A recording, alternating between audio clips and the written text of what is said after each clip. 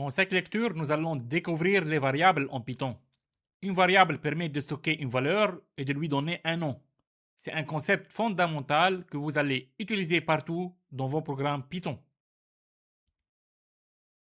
En Python, créer une variable est très simple.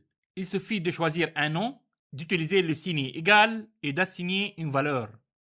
Python détecte automatiquement le type de la donnée sans que vous ayez besoin de le préciser.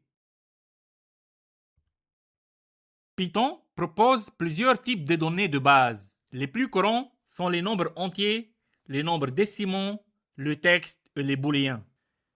Ces types couvrent la majorité des besoins lorsque l'on débute en Python. Ici, nous voyons plusieurs exemples de variables avec différents types. Python reconnaît automatiquement le type en fonction de la valeur. Il n'y a pas de déclaration de type explicite, comme dans certains autres langages. Si vous voulez savoir quel est le type d'une variable, vous pouvez utiliser la fonction type. C'est très utile pour comprendre ce que Python manipule et pour débugger votre code. Là, je suis sur Visual Studio Code. Je veux créer un fichier. Je veux l'appeler variable. Et on va déclarer des variables et on va l'afficher aussi. Donc, j'ai choisi New File, Python File. On va écrire par exemple âge égale 30. Price égale 19.99.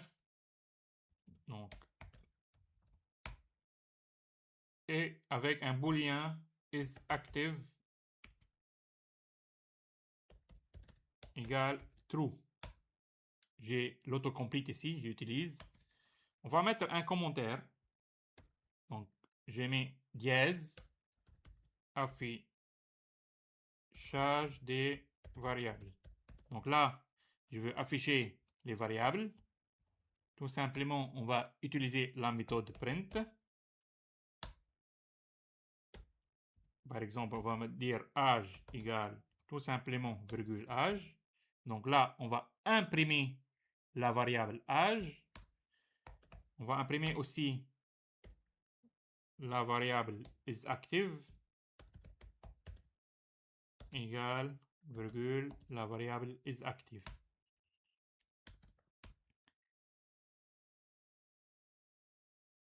Maintenant, on va modifier une variable, pourquoi pas. On va mettre un commentaire, modification des variables. Tout simplement, âge égale âge plus 1. Je veux l'imprimer aussi, pourquoi pas, pour voir si la valeur a changé. Âge égale âge.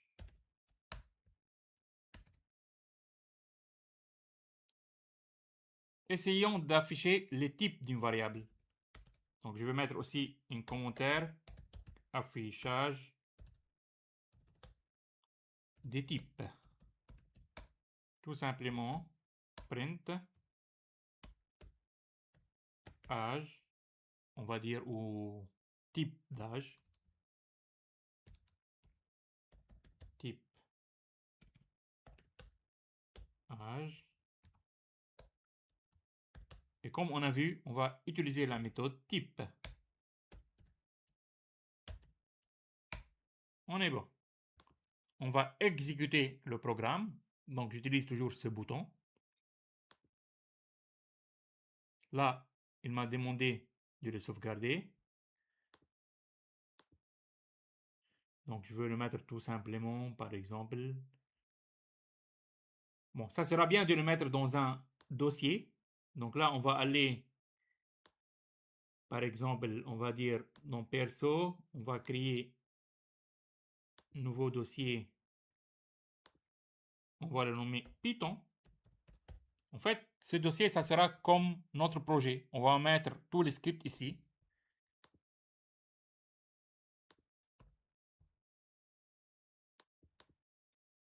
Et on va donner un nom pour la variable, pour le fichier, variable.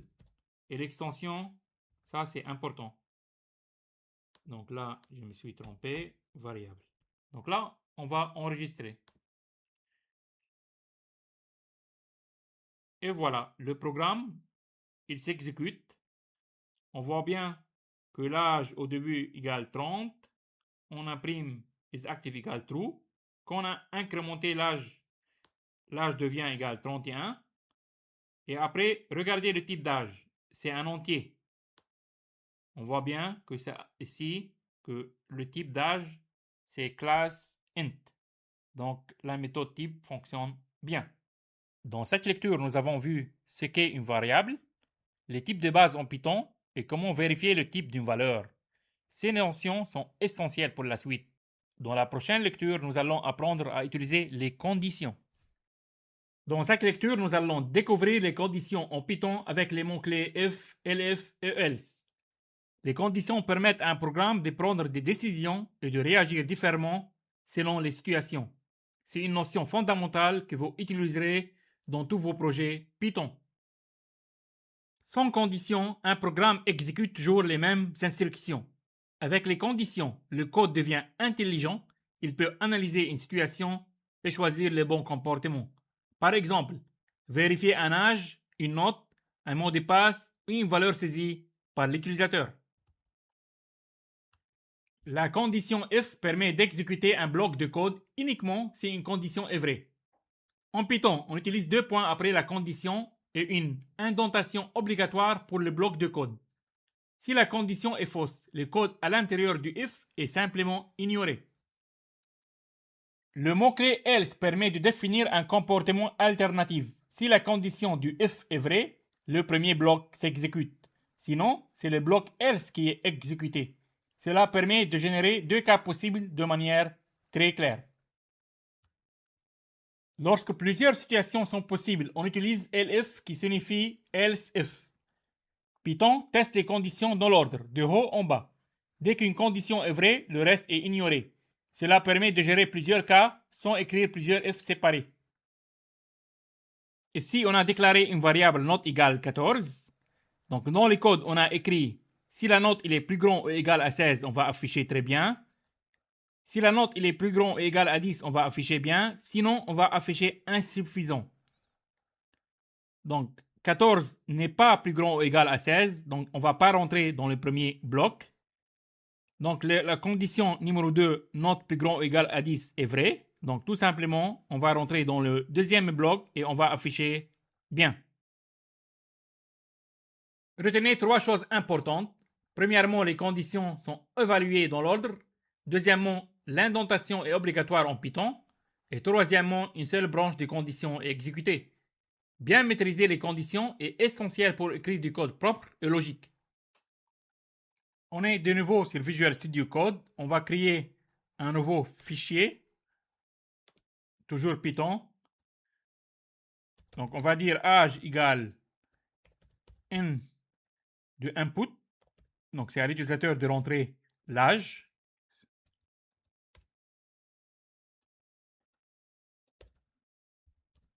Et on va, par exemple, on va dire entrez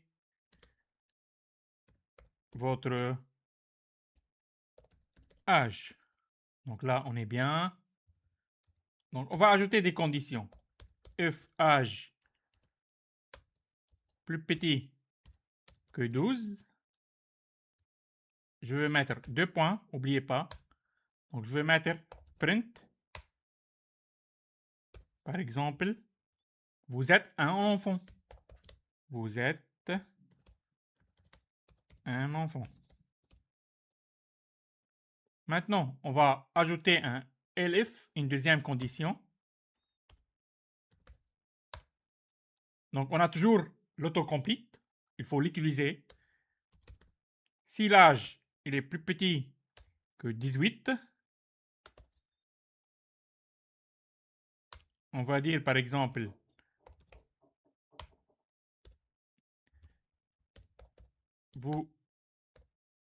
vous êtes un adolescent. Regardez ici, c'est du rouge parce que j'ai oublié de mettre les 2 points. else.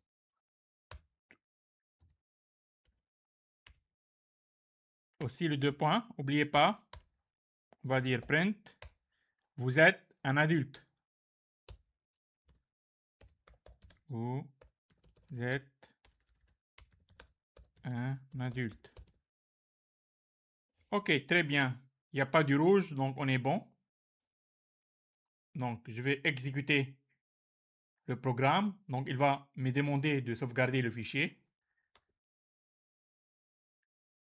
Donc, tout simplement, on va dire condition. Condition. Enregistrer.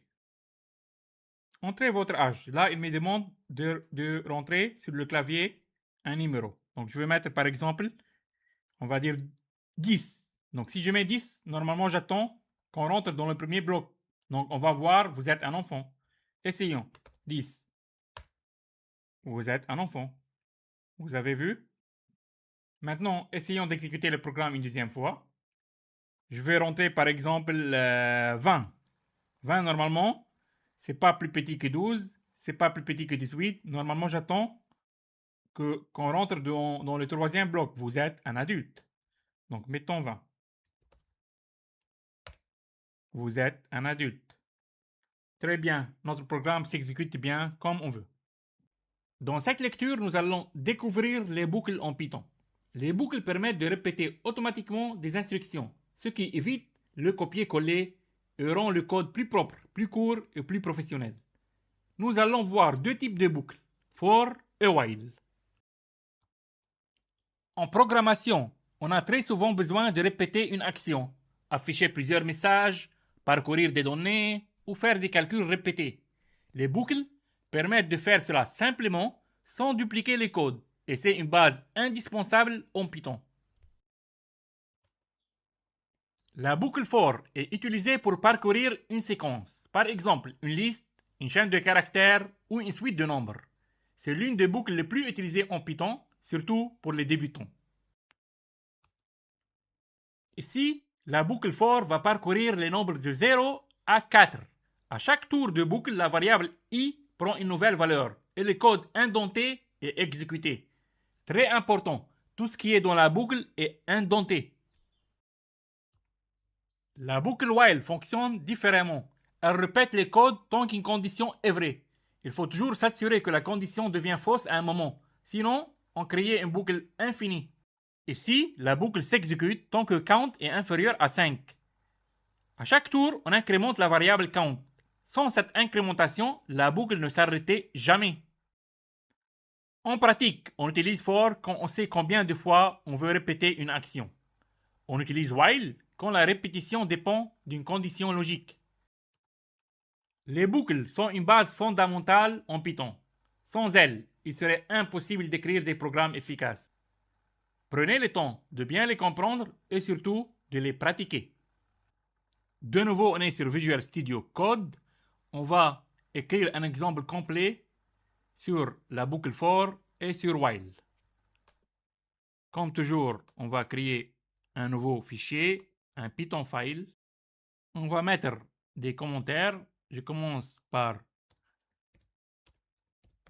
boucle for. Donc, je peux dire par exemple print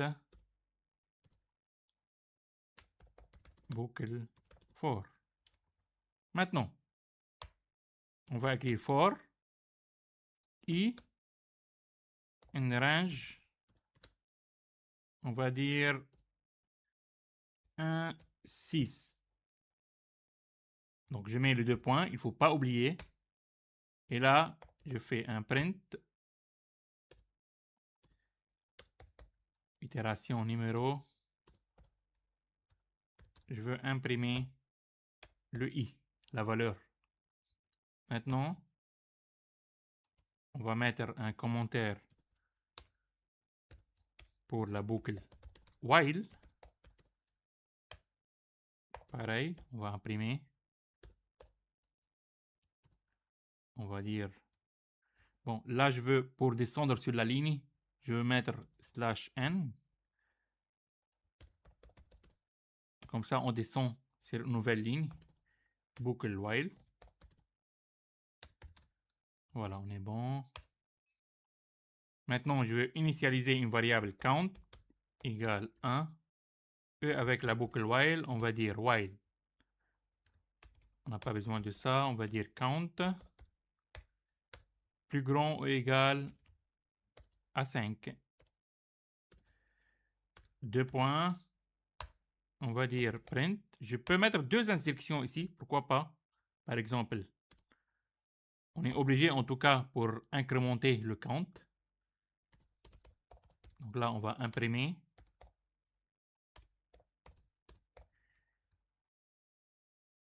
Count. Donc là, j'imprime la valeur du count. Et après, il faut incrémenter count plus égale 1. Donc là, on incrémente count de 1. Parce que si on n'incrémente pas, on reste dans la boucle. Donc ça sera une boucle infinie. Donc on va exécuter. Il n'y a pas du rouge. Si, il y a du rouge. Ça, on n'a pas besoin de point virgule. On va lancer le programme. Il va me demander de sauvegarder le fichier. Bah, boucle for, c'est bien. Boucle, ou on va dire boucle avec S parce qu'on a aussi le while. Et on va enregistrer. Le programme va s'exécuter. Enregistrer. On voit bien ici que on a la boucle for. Donc, on a imprimé de 1 jusqu'à 5. Parce que là, on est dans le range 1, 6. Là aussi, on a initialisé le count à 1. Et du coup, on a imprimé de 1 jusqu'à 5. Juste une petite remarque. Quand on dit range 1, 6, le début c'est 1 et la fin égale 6 exclu. Donc 6, ça ne fait pas partie de la boucle. Dans cette lecture, nous allons découvrir les fonctions en Python. Une fonction permet de regrouper plusieurs instructions sous un même nom. L'objectif est d'éviter la répétition du code et de rendre nos programmes plus clairs. Sans fonction, un programme devient vite long et difficile à lire. Les fonctions permettent d'organiser le code en blocs logiques, faciles à comprendre et à maintenir. C'est une base essentielle en programmation. Pour créer une fonction en Python, on utilise les mots-clés def suivi du nom de la fonction. Le code de la fonction est indenté. À ce stade, la fonction est définie, mais elle ne s'exécute pas encore. Pour exécuter une fonction, on l'appelle en utilisant son nom suivi de parenthèses. Le code à l'intérieur de la fonction est alors exécuté. Une fonction peut recevoir des paramètres. Les paramètres permettent de rendre la fonction plus flexible. Ici, la fonction s'adapte au nom passé en argument. La même fonction peut être appelée plusieurs fois avec des valeurs différentes. C'est exactement ce que rend les fonctions si puissantes. Une fonction peut aussi retourner une valeur grâce au mot-clé return. Cette valeur peut ensuite être stockée dans une variable ou utilisée ailleurs dans le programme. Ici, la fonction retourne un résultat qui est stocké dans une variable. Cela permet de séparer le calcul de l'affichage. Les fonctions sont indispensables pour écrire du code professionnel. Plus vos programmes grandissent, plus les fonctions deviennent essentielles. On va faire maintenant un exemple complet sur les fonctions. Je vais créer un nouveau fichier. Je veux définir une fonction qui s'appelle dire bonjour.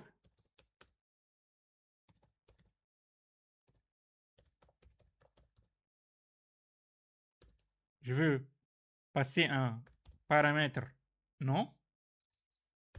Toujours, je mets les 2 points. Tout simplement, je veux afficher bonjour et le nom. Maintenant, je vais définir une fonction pour faire l'addition de 2 entiers ou de 2 variables. Je veux le nommer addition. Je passe 2 paramètres. On n'oublie pas le 2 points. Tout simplement, on va utiliser le mot-clé return. A plus B. Maintenant, dans le programme, on va essayer d'appeler les deux méthodes. Par exemple, dire bonjour imad. Comme ça, on appelle la fonction. Je vais appeler maintenant la deuxième méthode addition. Je veux mettre le résultat dans une variable. Donc, je peux définir aussi une variable qui s'appelle résultat. J'appelle la méthode addition. Par exemple, 10 plus 5. Donc, 10 plus 5, je veux. Et là, on va faire imprimer le résultat.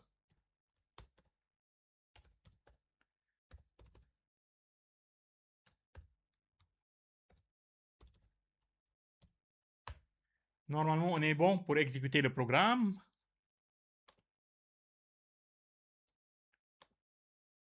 Donc, le fichier, je vais le nommer fonction.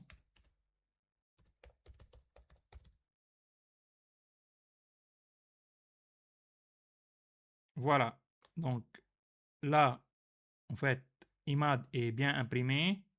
Et comme on a passé ici le 10 et le 5, et après, on a appelé la méthode ou la fonction addition, donc le résultat ou la somme de 10 plus 5, c'est 15. On voit bien ici, résultat égale 15. Ce que vous voyez ici, c'est juste le résultat d'un ancien programme. Le résultat de notre nouveau programme est ici. Dans cette lecture, nous allons voir les bonnes pratiques essentielles en Python. Un code qui fonctionne, ce n'est pas suffisant. Il doit aussi être lisible, clair et facile à maintenir. C'est exactement ce qui fait la différence entre un débutant et un développeur sérieux. En Python, la lisibilité est une priorité. Votre code sera peut-être relu dans 6 mois par vous ou par quelqu'un d'autre. Un code lisible permet de comprendre rapidement ce qu'il fait, sans effort. En Python, l'indentation n'est pas optionnelle. Elle définit les blocs de code comme les conditions, les boucles ou les fonctions. La convention est d'utiliser 4 espaces. Ici, tout le code indenté appartient au bloc if. Sans indentation correcte, les programmes ne fonctionnent pas ou donnent un mauvais résultat. Ici, Python lèvera une erreur. L'indentation est obligatoire après les 2 points. C'est une erreur très fréquente chez les débutants. Un bon nom de variable doit expliquer son rôle. Python recommande le style snake case avec des mots séparés par des underscores. Un bon nom rend le code compréhensible, sans commentaires supplémentaires. Par exemple, ici, au lieu d'appeler la variable x, il faut l'appeler nombre d'utilisateurs.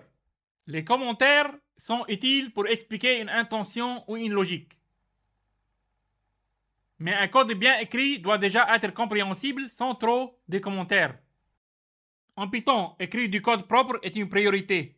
Plus tôt vous prenez ces bonnes habitudes, meilleur développeur vous deviendrez.